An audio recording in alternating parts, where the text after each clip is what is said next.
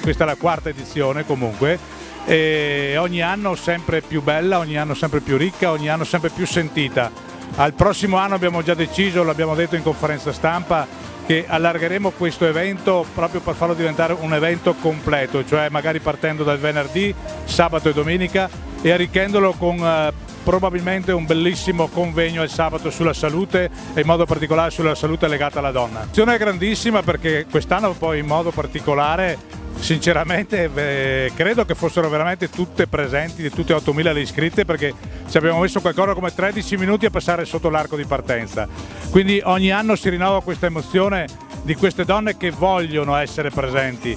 Ne abbiamo lasciato a casa centinaia perché avevamo detto di chiudere a 8.000 e quindi non potevamo poi far finta di nulla, anche per questioni di sicurezza. E vederle tutte qui, presenti, con la maglietta, col pettorale su, è veramente una cosa indescrivibile. Vuol dire che non solo ci tengono per essere presenti, ma credo che ci tengono allo scopo per cui sono qua.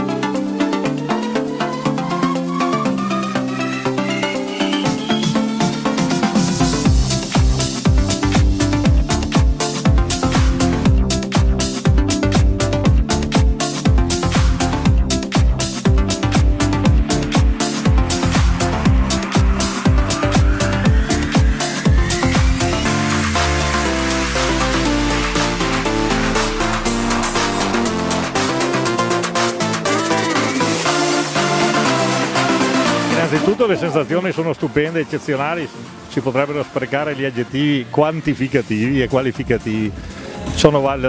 È iniziata qui quasi per gioco, con 500 partecipanti il primo anno, e siamo arrivati a numeri impressionanti, e quindi l'amministrazione è sicuramente felice di ospitare un evento così importante a livello, direi, nazionale, forse la più importante a livello nazionale. Da parte nostra sicuramente mettiamo a disposizione tutte le risorse di uomini e strutture che abbiamo, e anche l'arrivo e la partenza credo si prestino adeguatamente ad ospitare queste importanti manifestazioni.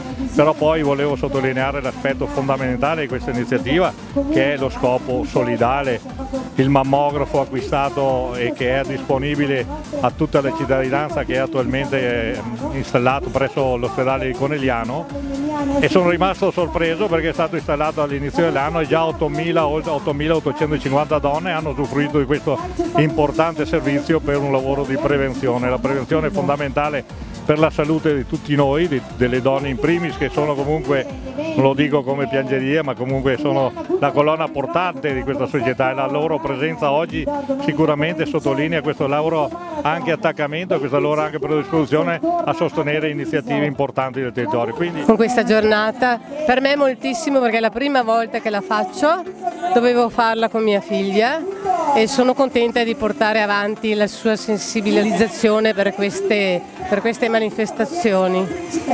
Sono tanto emozionata oggi proprio perché dovevo essere con lei.